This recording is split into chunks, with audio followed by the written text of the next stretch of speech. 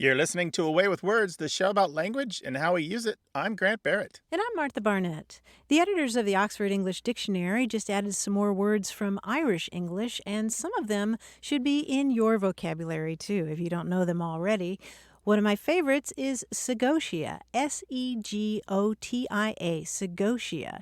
And Grant, do you know what that word means? I do. I had included an entry for that in one of my books, the Oh, no Official Dictionary of kidding. Unofficial English. Yeah, I didn't, of course, take it back as far as its full history, but yeah, it just means Uh-huh. a friend. It's a term of endearment. Right, right. You're my old Segotia. We don't know the etymology for sure. Some people have guessed that it comes from French meaning my dear child, or maybe Irish shagutcha, which means here you are. But but nobody knows for sure. What else was in there? What other Irish words did they include? Well, my other new favorite word is kitug. That's Cioto with an accent mark G. Cioto accent mark G. Kitug means somebody who's left-handed, and it used to be a little bit more negative, but now it's sort of ameliorated over the years. I think it means more like lefty. My wife's a kitug, bless her. Well, in my dictionaries, I have a ton of reference works here, as you can imagine. There have been a number of different collections of words for left-handed in Ireland, and one of my favorite ones is clabberclod. My goodness, clabberclaw. That means left-handed? Left-handed, yeah. Clabberclod. I don't know that it's used anymore, but it was recorded. Well, we'll talk about another Irish word or two later in the show. We know we've got listeners all over the world. We know people speak a wide variety of Englishes. There's more than just one, and there always has been. And we'd love to hear about your variety of English, wherever you are and however you speak it. 877-929-9673. Words at waywordradio.org, or talk to us on Twitter at WAYWORD. Hello, you have a way with words. Hi, this is Lily. I live in Iowa City, Iowa. Hey, Lily, welcome to the show. What can we do for you? Well, the other day it was a beautiful day out, and my roommate came home and she was telling me how she spent her day. She went hiking with friends, and then she told me that she went out to lay in the hammocks. And I stopped her and I was like, okay, wait, the what? She said, the hammocks. And I said, you mean the hammocks? And she was just like, yeah, those things. And I'd never heard anybody say hammock. And I told her about that, and she was like, I think we're saying the same thing. She's from eastern Iowa, here in Iowa, and I'm from northern Illinois, and they're similar regions, but I just thought maybe it's one of those regional things. But I asked around, and suddenly everybody's saying hammock. And I just thought, I have never heard this saying before, but there's two separate pronunciations of what I call a hammock. Hammock versus hammock. Well, one thing I'm hearing right away is that there's a difference in stress. Hammock tends to have a stress on the first syllable, where hammock tends to have a stress on the second syllable. It's actually really hard to say anything but hammock if you stress the first syllable. It's interesting. If you check all major dictionaries, as a matter of fact, in both the US and the UK, you will find that the hammock pronunciation is the only one that they give. Oh, wow. Etymology is interesting on this word. I think it comes from a Taino word from the Caribbean, but etymology doesn't rule pronunciation. It's what people say. What I think is happening here is that the dictionaries have missed a chance to do more field work and find these other pronunciations of this word. When you Google pronunciations of this word and look for people talking about it, you'll find that people say they say it a lot of different ways. I think I counted 6 different ways that people say they say it. Now, whether or not they're accurate, I don't know. People tend to self-report their own pronunciations pretty poorly. So dictionaries, I think, may be behind. There might be a whole slew of people in the United States and perhaps other English-speaking countries who do say hammock. Although, Wow, that is really interesting. when I go to YouTube, and I've done this, I've sampled 100 different places where people say the word hammock, and I know that's a small sample size, but they all said hammock. all of them. That is so interesting. Yeah, I don't know that there are a lot of people who say hammock, but I could see how that last syllable might become a sight pronunciation, where if you never hear it, you pronounce it like you see it. I think that's going to be a new thing. And anytime I meet a new person, I'm going to ask them how they say it. Right. We hereby deputize you as an Away with Words field worker. Here is your badge. Here's your certificate. That's And right. and your responsibilities are to record their pronunciation and their location. All right? I will. Thank you so much for your time, you guys. All right. Bye-bye. Thank Take you. care now. Bye-bye. Well, we love getting those field reports, so give us a call, 877-929-9673, or send them to us in email. The address is words@waywardradio.org. Hello, you have a Way with Words. Hi, my name is Chris Freeman. I'm in Northampton, Massachusetts right now. I'm calling because I was at my parents' house a few weeks ago now with our new dog, and my mom is not a dog person. She loves a lot of people, but not dogs. And she was really worried about her new couch and rug and kind of anxiously protecting it from all kinds of hazards. Like drinks and children, but mostly from my dog Fergus.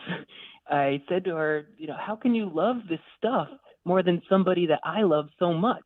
And she said, that's not somebody, that's something. And I firmly disagreed, and we had our, a little debate about it. And she ended up looking it up in the dictionary, and the dictionary definition said that it has to be a person, or it used the word, it says that it's any person. But I feel like that's too limited of a definition, and it makes, in calling whether it's an animal or anything, any living being, something just feels not right.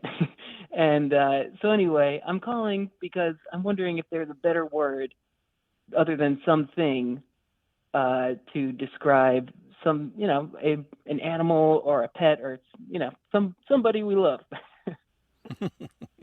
Okay, well, first of all, what kind of dog is Fergus? I'm just curious. He's an Australian Shepherd. Oh, nice. He's a smart dog. Yeah, Chris, this is really fascinating. You raised a lot of fascinating questions here because I know of no dictionary that defines the word somebody without specifying that it refers to a person or human being. But boy, do we really want to speak technically and strictly all the time? I mean, I guess you can argue that it's a mistake to anthropomorphize animals and give them qualities that we think are uniquely human. But I got to tell you, in our household, we have 4 cats, and my wife and I have both been known to slip up and say, "You people need to stop scratching the furniture." Sometimes we Yes.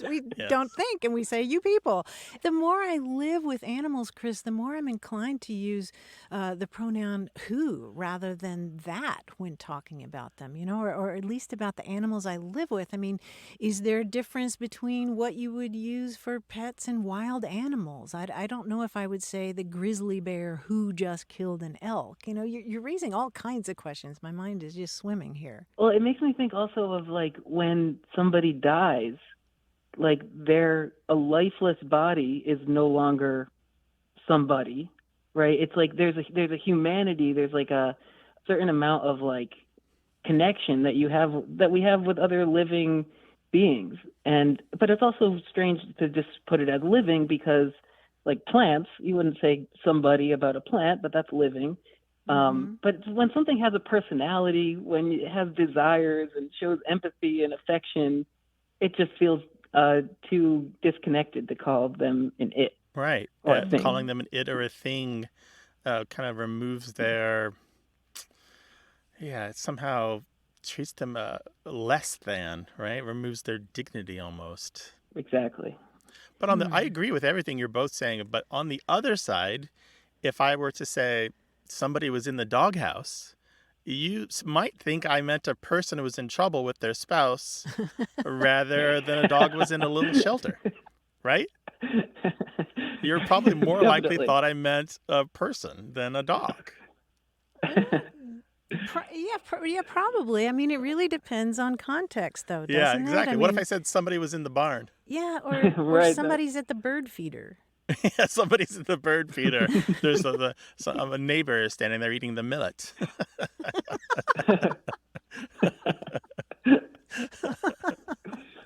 Yeah, but I'm with you. I, We talked to the cats too. It was like, all right, exactly like you, Martha. We're like, well, if somebody hadn't put their whiskers on my nose at 4 a.m., I might have gotten some sleep last night. Exactly. But body, and there's a whole other classes of words here, Chris, too. Nobody, everybody, anybody, someone, everyone. Does the body and the one in all of those words, do they only refer to people? Kind of, maybe, no. It really, like Martha says, is context dependent. Body has been used to refer to a person for at least 700 years. Body alone, it does a body good. You know that expression? Mm-hmm. It does a body good to, relax once in a while. Body meaning a person, not your physical body, but meaning your personhood. So, but I'm generally with you. I think in your case, your dispute with your mom comes through her feelings towards dogs in general and her feelings towards the way she wants to protect her house.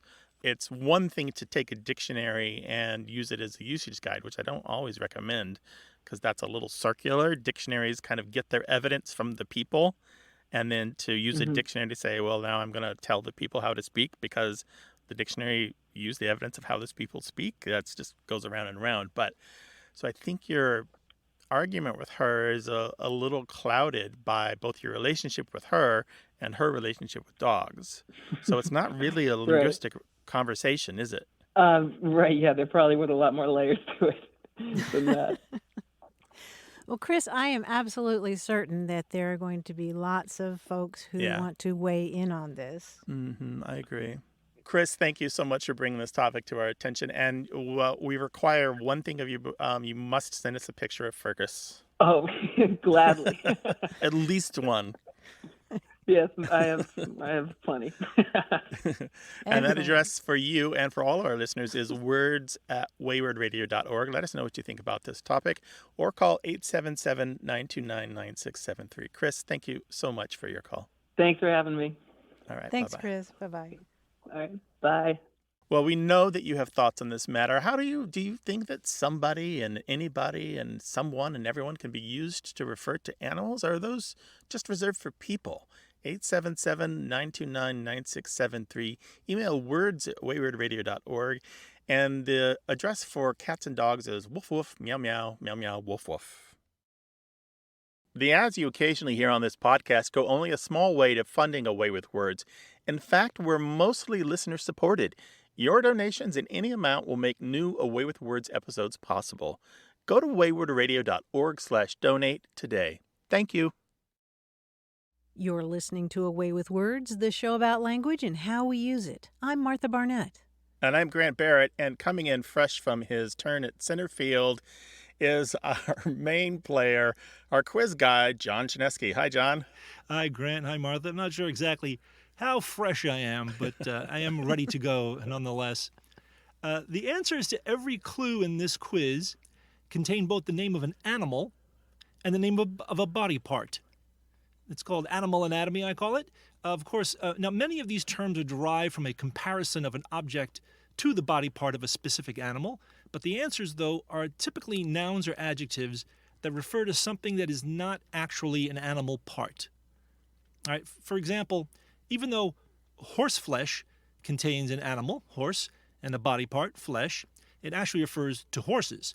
Now, dogleg, though, contains an animal, dog, and a body part, leg, but it refers to a sharp bend in a road or route, right? Right. Got it? Good, you understand. Now, here are your clues. Here's the first one. A high, close-fitting turnover collar used especially for sweaters. Butterfly collar? No, How not about butterfly. How about a turtleneck? A turtleneck. Yeah, that's our animal and our body part. Turtleneck. Good. How about a large cask or barrel? Large cask or barrel? Large. Is there In the U.S., it's a unit equal to 63 gallons or 238 liters. Oh, thanks. That helps. Is it a hog something? Yeah. Oh, a hog's head? Yes, it Hogshead, is a yeah. hogshead. Very good. This is used to describe a sofa or other piece of furniture with a rising section between two lower sections. Boa constrictor that swallowed it. No, how about camelback? Camelback, indeed, yes. I'm trying to do a question like that without using the word hump, and there, I've done it. Now, this is an informal term for a diploma. Sheepskin. Sheepskin, yes, sheepskin. Now, this word describes a pattern and also a type of cloth with that pattern. It's also called broken twill weave. Or houndstooth. No, it's not houndstooth, it's the other one. How Oh, about herringbone? It is herringbone, yes. Broken twill weave is herringbone. It resembles sort of stair steps or a W shape. Now, this adjective is used to describe a lens that produces strong visual distortion to create a wide hemispherical or panoramic image. fisheye. Fisheye, yes. And finally, we try not to throw insults around here, and this adjective seems an insult to lapines. Harebrained. Hairbrain, exactly. And speaking of brains, the body part we're working with today, you guys are using yours perfectly. Nice job. All right, well, I think the seventh inning stretch is over, and they're calling you back out to the field, John. Got to get back out there. Just a squirt of Gatorade, and I'm back out in the field. See you guys later. It's supposed to go in your mouth, not your hair, but Oh, okay. whoops. Not till after the game. Thanks, John. We'll talk to you next week. Talk to you then. And we'd love to talk with you about any aspect of language whatsoever. So give us a call, 877-929-9673, or send your questions and stories about words to words@waywardradio.org. Hello, you have a way with words. Oh, thank you, Martha. This is Dan. I'm calling from Ballackinwood, Pennsylvania. Hi, Dan. Welcome to the show. What can we do for you? A question about spelling. When I was back in school, we would have spelling tests, and for each word on the test, there would be one answer that would be graded correctly. And of course, I've observed words spelled differently in Britain, and words in the U.S. might change their spelling, like donut got a simplified spelling to fit on signs. But when you look at older works, you see different spellings, and not just that it's different, like when you're reading Shakespeare and you might have words spelled differently, but sometimes in the same document you would see multiple spellings, like Pennsylvania is spelled two different ways in the U.S. Constitution. So I was wondering whether at an earlier time, perhaps before the printing press, whether the concept of a correct spelling didn't exist, that as long as people could sound out the words, that was considered acceptable. All right, so that's a really big question. So your question in a nutshell is if I can rephrase it a little bit, is like, before the printing press, what was the standard for spelling, or was there one? And the answer was no, there wasn't one. Not really, but there were some times when spelling in English became a little more standardized, and there are just these kind of touch points where things happened in history where spelling got a little clearer kind of through accidents of history. For example, if we go to the very earliest period of English, when English kind of first became something we could call English, the runic alphabet was replaced by the Roman one. And so the people who were literate, the scribes, had to do a sound for sound match of the Roman letters to the runic one. And so they standardized a little bit in that regard. But they had to introduce 3 runes into the Roman alphabet to represent some sounds that were in Old English that weren't in the Roman language, in Latin. And those were the thorn, the eth, and the yoke. It's spelled Y-O-G-H. So that's one kind of real basic standardization that happened. Another one might be when we're talking about the Norman conquest of 1066. If you remember, this introduced a huge number of changes in English. I don't know what your field is, but there's a ton of French influence in English. And this all came about because of the Norman French influence on English. Even our spelling and the way we spell often reflects French spelling norms rather than Anglo-Saxon, Celtic, or Roman ones. So that itself is a kind of standardization to these French rules or these French norms. Does that make sense? Yeah, yeah, and there's usually a little twist to it because I lived in France for a few years, and words that have a circumflex end up getting an extra S, like forêt becomes forest, That's right. and you wouldn't necessarily see the connection until you know see them spelt out. That's right. And you made a really good point because forest became standardized with that spelling in Old French, in English.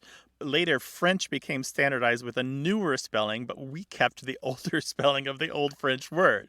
So English, if we can say standardized, let me put that in like suspicious quote marks, earlier than French did. So French is a little more regular in some regard. So at the time of the Norman conquest, they didn't have the A and the E circumflex. No, it was after that, I believe, in my understanding. So another time of standardization was when London became the seat of power in England. And so all of this governmental power and this religious power kind of moved in that direction. So the accent and dialect spoken in that part of the country became the preferred one. And therefore, if you were a scribe, you are writing down the way that people in power speak there, and that becomes the preferred spelling, and those become the preferred words for the language. And so all these other dialects then become unimportant or not prestigious and become considered regional. And the same thing happened with the universities. Oxford and Cambridge became important centers of learning in the 1300s, and education, as we know, is a great standardizer. And so they educated the leaders and the teachers of the future, and they set the linguistic and spelling examples that others would follow.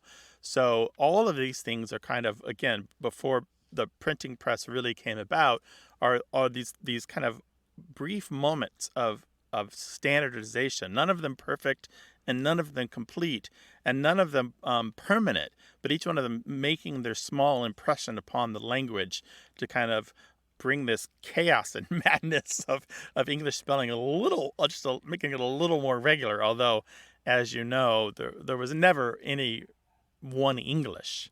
And there was never any one spelling of English. At no point in the history of English has it been written just one way. And there were also all these attempts here and there to simplify spelling or just impose a standardized spelling, and usually they didn't work. And I would say that the two last things, Dan, worth remembering, and you probably are already ahead of me here in your thinking on this. The two things that had the most impact on standardization, and again, those are in suspicious quotes, are the King James Bible of 1611 and the rise of dictionaries. And so these are after the printing press. Just the constant presence of these in so many homes and schools meant that they were the resources that people were reading and turning to when they wanted to decide how to spell a word. If you want two books, I can recommend two to you if you're interested. Mm-hmm. Oh, yeah. There's one that's, I would call this a popular book on spelling. It's by David Wolman, Wolman. It's called Writing the Mother Tongue from Old English to Email, The Tangled Story of English Spelling. And writing is spelled Rightting, Writing the Mother Tongue. And this other one is more academic, but I still recommend it if you're up for just a little, something a little more chewy. The History of English Spelling, and it's by Christopher Upward and George Davidson. They both complement each other very well in terms of their scope and their readability. So, Dan, in other words, you've raised a vast question that we could talk about for hours and hours and hours. But try those two books, all right? And we'll link to them on the website. Thank you so much for your call and letting me just barely dip my toe into a giant subject. Oh, well, thanks so much. I really enjoyed this. Call us again sometime, all right? All right, take care. Bye-bye, you too. Bye, Dan. I'm thinking another reader-friendly book that includes a lot of this is Erica Okrent's book, Highly Irregular, about the history of English. It's very, very accessible and addresses a lot of these spelling issues. Yeah, Erica writes great articles. If you can find her, it's ARIKAOKRENT. And we'll link to that on the website as well. 877-929-9673.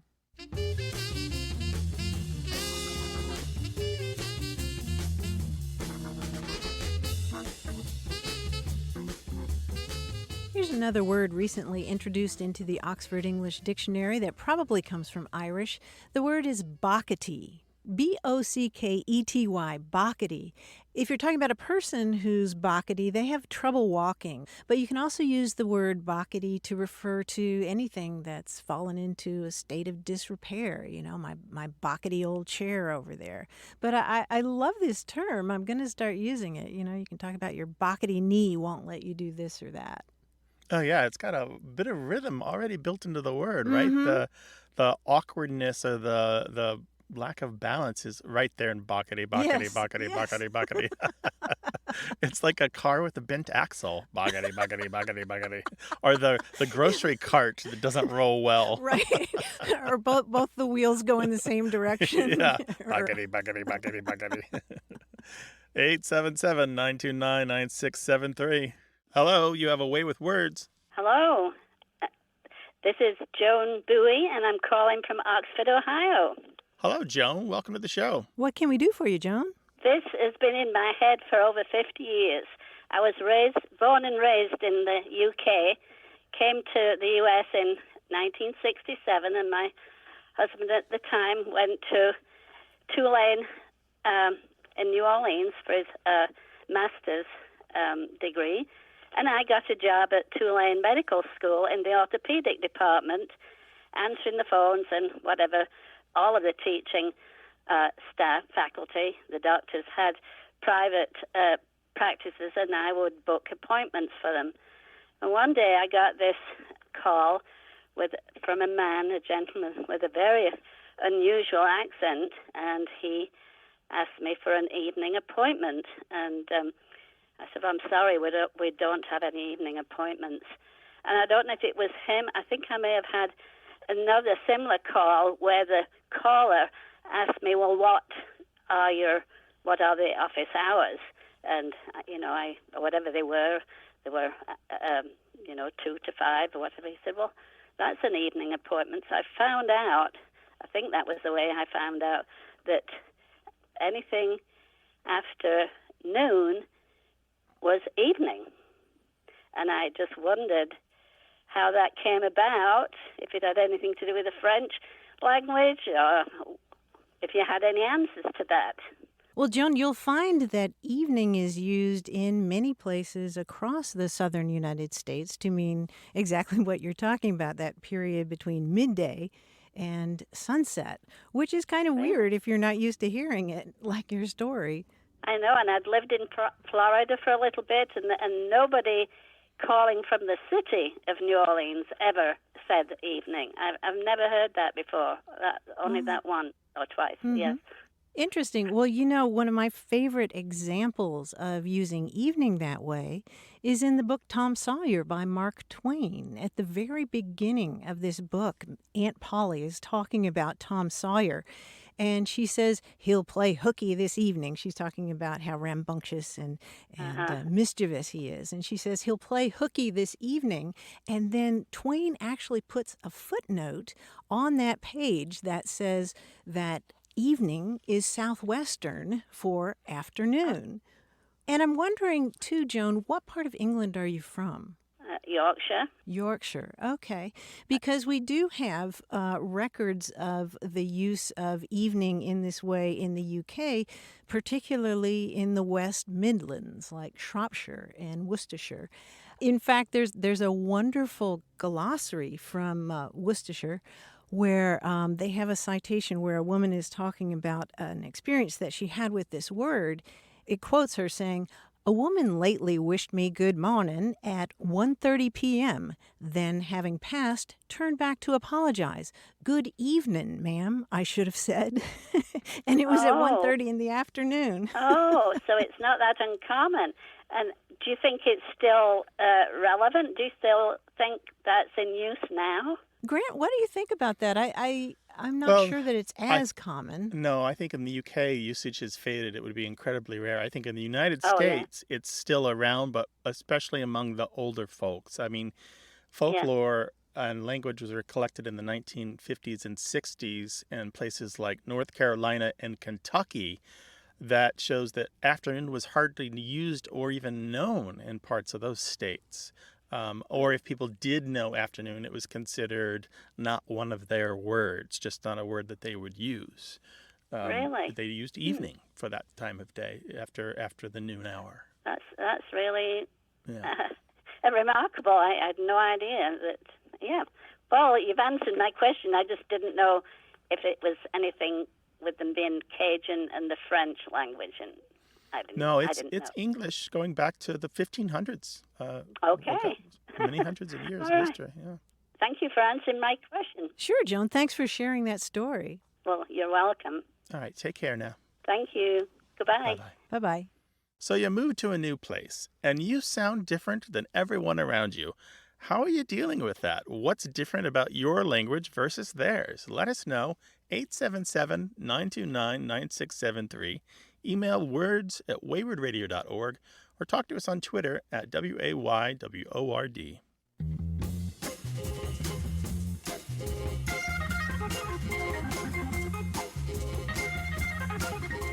Here's another cool borrowing from Irish. Cunis. Ciunas. Cunis. Right. It means silence or quiet. And it's the kind of thing that a teacher in Ireland might shout in the classroom to get the kids to be quiet. Cunis, be quiet. Cunis. Cunis, or I'll get the bata out, which means the stick, the stick that they'll whip you behind the knees with. In one of my dictionaries by Niall O'Donnell, he's got a lovely little quote in there under the entry for Cunis, and it's Toan Síl Morhui Cunis, which means all the world is hushed. Yeah. So, There's this sense of hushing, of refraining from speaking. yeah, Or To and making Síl noise. Morhui Cunis. All the Oh, world that's is hushed. beautiful. Yeah. I want you to read more of that. Pardon my Irish accent. I did my best. It sounds lovely. 877-929-9673. You're listening to Away with Words, the show about language and how we use it. I'm Grant Barrett. And I'm Martha Barnett. There's a new play that I'm aching to see. It's called English, and it's by Sanaz Tusi. She's an Iranian-American playwright. She's the daughter of immigrants who settled in California. The play takes place in Iran, and it's about 4 people in a class who are learning English, and they're working on becoming fluent. And the play sounds like this brilliant depiction of the frustrations and the rewards and the funny mistakes you make when you're trying to learn another language as an adult, and also how it means that when you're trying to learn a language as an adult, you're trying on a whole new identity. And reviewing the play in the New Yorker magazine, Alexandra Schwartz describes the process this way. To learn a second language as a grown-up, when the pliable plastic brain has hardened into brittle glass, is to know the locked-in sensation of being shut out from other people with their enviable, easy fluency, and worse, from your own articulate self. We are as much made of words as we are of flesh and blood. Personality dissolves in an unfamiliar language like a sugar cube dropped into a cup of tea. I just love that, Grant. It's such a great description, isn't it? Yeah, it's what happens. Here I am in my 50s trying to learn German and realizing the best that I can hope for is to read it. And I mainly want it for academic purposes because there's so much good language stuff written in German. And I'll be jiggered if I can speak it. I'm just going to settle for reading it because it's a fragile glassworks in there, and I don't know if I can add much more to it. I will tell you that I do miss being in my teens and 20s when I was a avid shortwave listener, listening to shortwave radio, and I would listen to Spanish radio from around the world. And I swear it's the only reason that learning Spanish now works for me is because in there somewhere is a residue from when my brain was pliable plastic, and it's kind of coming back to me. And don't you find when you speak Spanish now that you do try on a different personality? I know I'm far more expressive when I speak in Spanish than Yeah, I do, but English. yeah, it's confusing. I'm looking forward to hearing more about that play and seeing it myself. There's a great deal of empathy that I have for people who make that journey, and they don't just abandon their family and their history and their ties to the old place, but they abandon themselves. They abandon who they were and become someone new in the new place with the new language. Well, if you ever get a chance to see this play, it's called English by Sanaz Tusi. I'm going to be there. Me too. We'd love to hear about what you're reading, what you're seeing on stage, what you're listening to in your ears. We're about language, all aspects of it. Tell us more. 877-929-9673. Email us your stories, your ideas, your questions. words@waywardradio.org. Or shoot the breeze on Twitter at WAYWORD. Hello, you have a way with words. Hi, my name's Christy, and I'm calling from Philadelphia. Hey, Christy, welcome. Hi, Christy. Thank What's up? you. Thank you.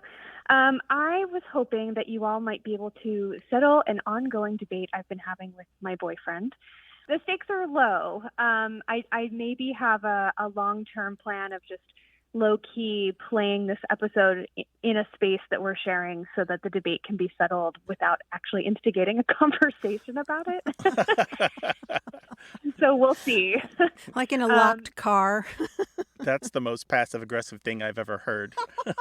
I know, but it's not even so much passive aggressive as it is like it's a long-term discussion that's been unsettled or has remained unsettled in very unsatisfactory ways. So maybe more like while we're having coffee, something a little more gentle than a locked car. So you've got a debate with your boyfriend. There's not much on the line here, but what are you going to do if it doesn't go your way? Oh, I will just be pitiful, I guess. Okay. All right, let's hear it. What's the debate? So we are both subscribers to The New Yorker, and we read it every week. I'm a little behind since I'm a teacher. And we've had this ongoing discussion about what you call the proper name of the magazine. So he has made this argument, and I do suspect that there is a little bit here about me being an English teacher and him wanting to be right and giving me a hard time. But he likes to argue that we should maintain the integrity of the full title, The New Yorker, in all circumstances. So did your copy of the New Yorker arrive? And it makes me crazy. Because I can't imagine it's right. And in my brain, I automatically move into MLA format. So I see it typed out on the page where you would merge the New Yorker altogether based on the context of the sentence. There would be no need for the double the. So can you help us out? What does he say again? Say it. Has your copy of the New Yorker arrived yet? So he's saying the New Yorker. Because, and his argument is that the proper name of the magazine itself has the article the, so right, it must remain intact. Right. THE. I would just say one the, right?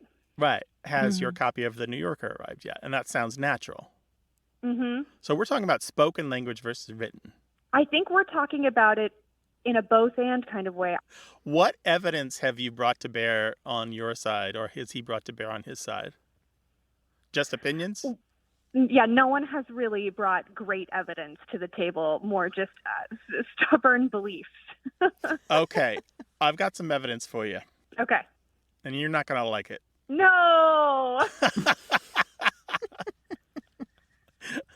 Well, let's hear it.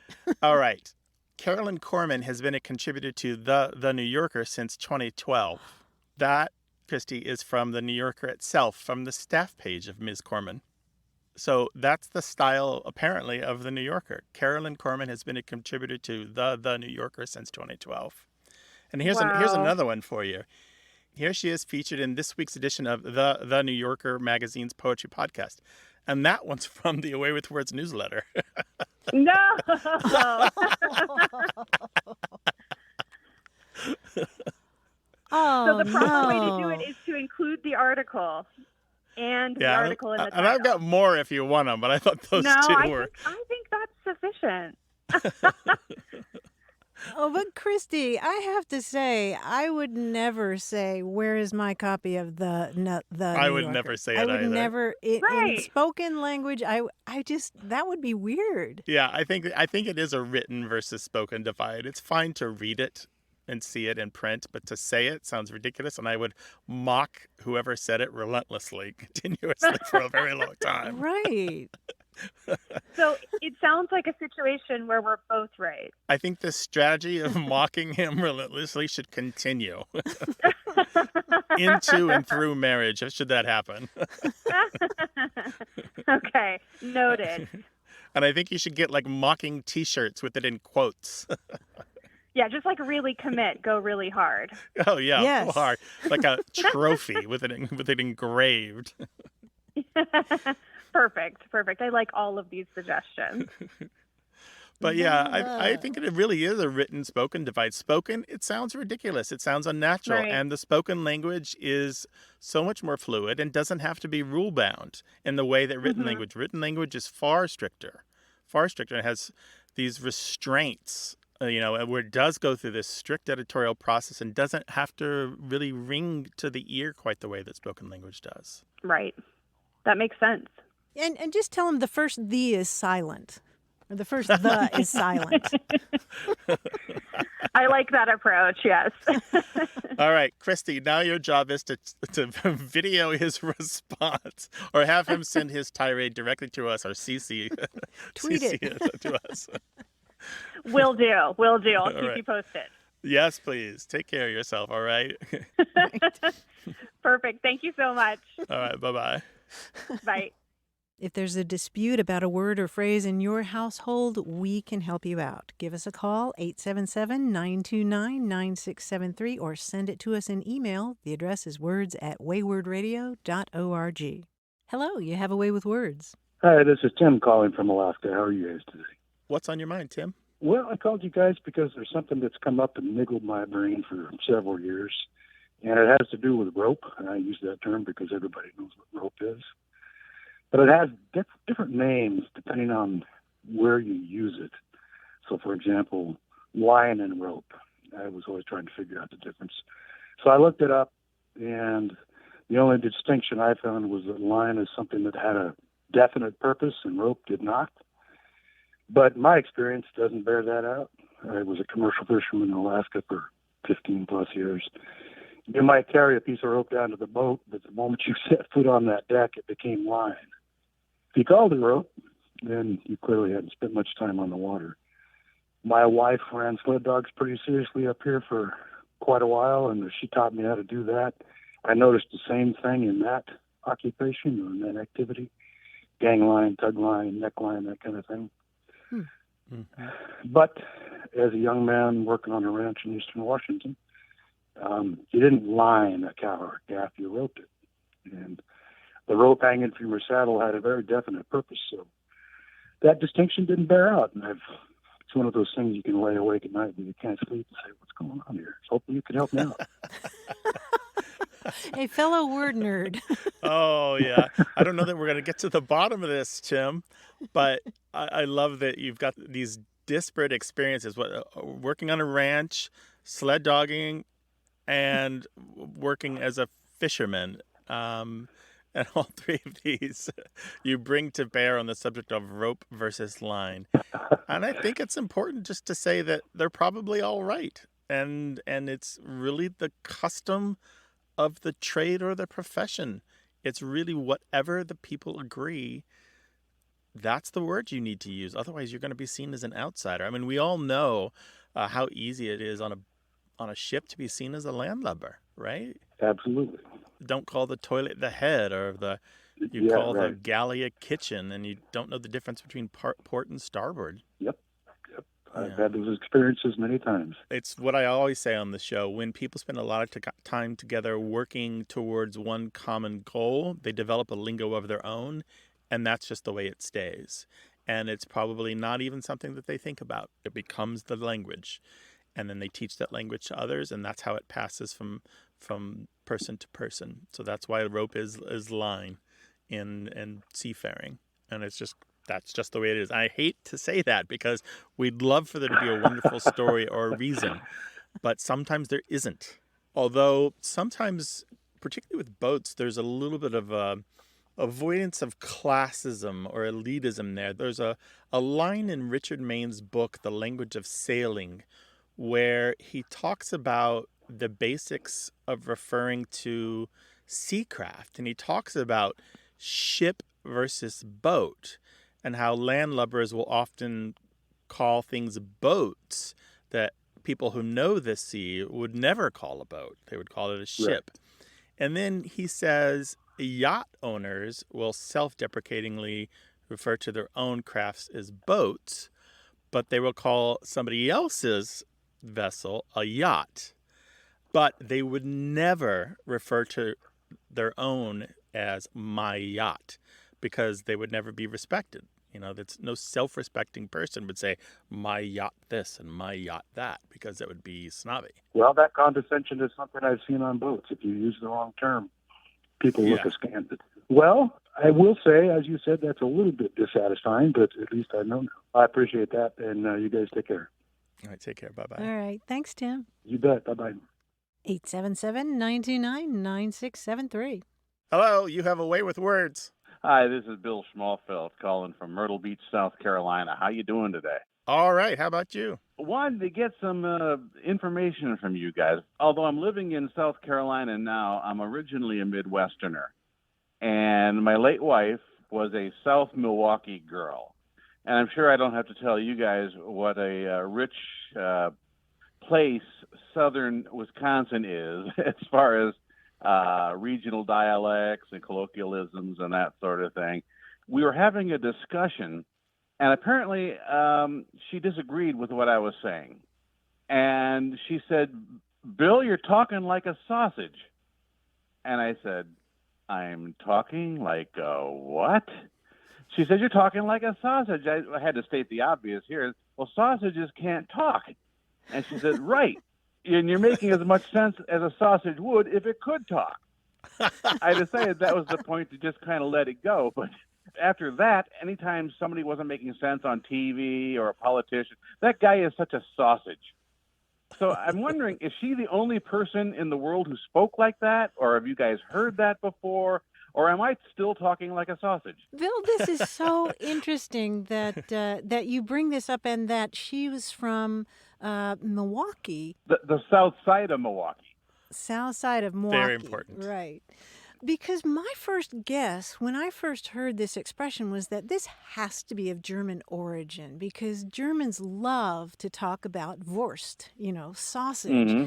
But I can't find a German expression that directly correlates with that. If you're talking nonsense in German, you're talking a lot of cheese, Käse reden. Uh-huh. And then there's a Dutch saying that roughly translates as he talks like a sausage without the fat.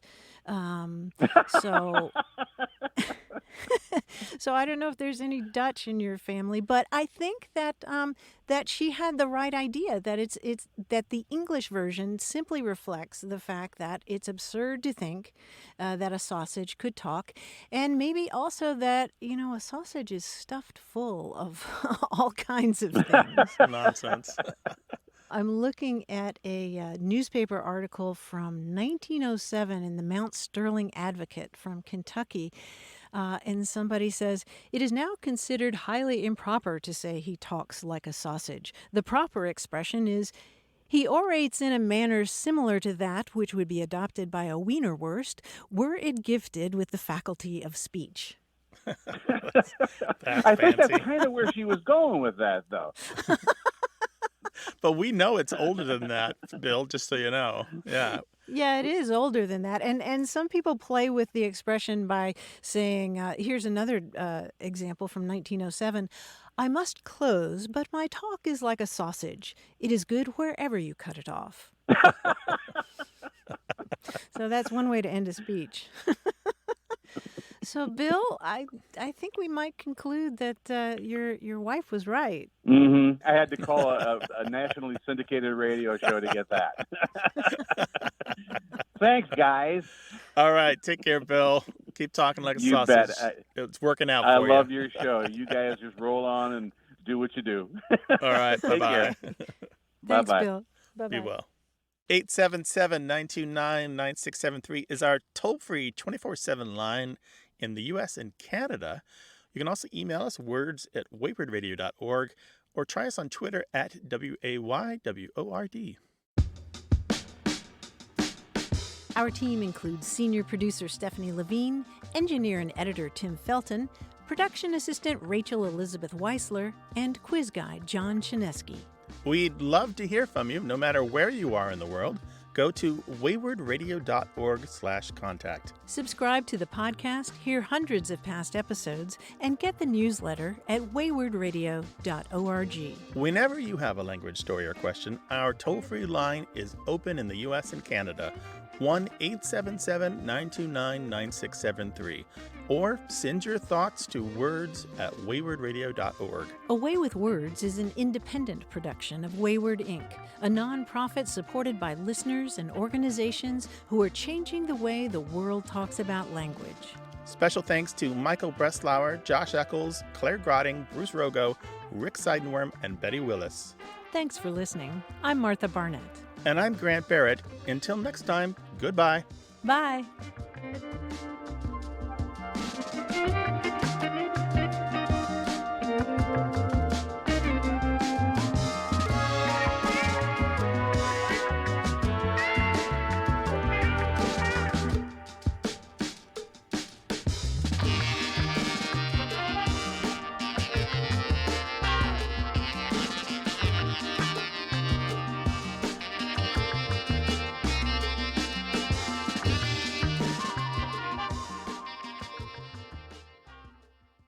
A Way with Words wants to come to your town. We work with for-profit and non-profit organizations of all types and sizes to entertain, host fundraisers, and help spread your message. Find out more at waywardradio.org/events.